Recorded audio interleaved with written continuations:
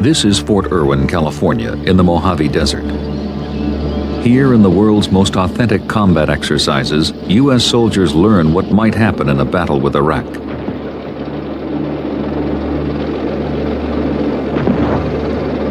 These are the same conditions, the same tactics, and the same kinds of military hardware that the U.S. would face in the Middle East. It's as close as you can get to simulating a battle with Iraq without shedding blood. I feel euphoric. It's an exciting thing to be out here. This modern battlefield is very lethal. It's wonderful to be able to experience this without actually getting killed. Positions, he will not have sufficient time to move against us. I'm concerned first about our alignment as we come out here, John, and your ability to make it to the decision point according to schedule.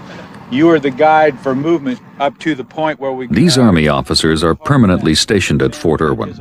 Their job is to play the part of the enemy in elaborate mock battles.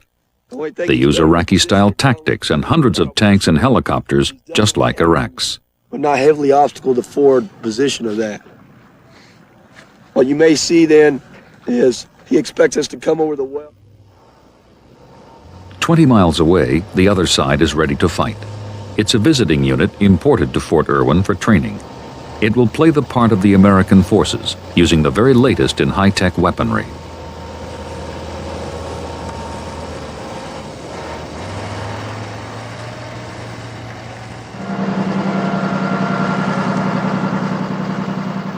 At 7 a.m., the enemy begins to attack. Equipped with outdated smart weapons, it can't hope to outgun the American forces. But thanks to its greater experience, it can outfight them. In this morning's attack, the enemy hopes to send 160 armored vehicles to outflank a smaller force of Americans and capture an objective 30 miles away.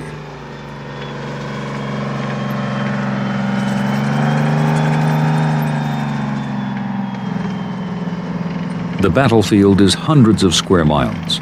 Soon it's obscured by dust and smoke. At 7:30, the enemy forces begin to fire as they advance. Their targets are sophisticated American tanks, still several miles away.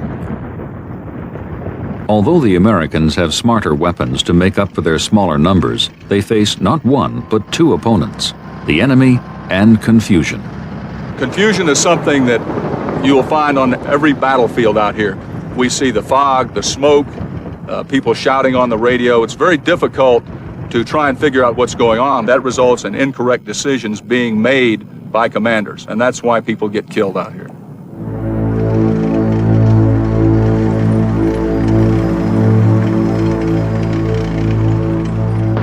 The less experienced American forces quickly become disorganized.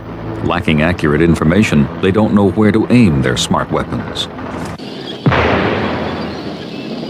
In contrast, the experienced enemy forces keep to their battle plan and continue to gain ground.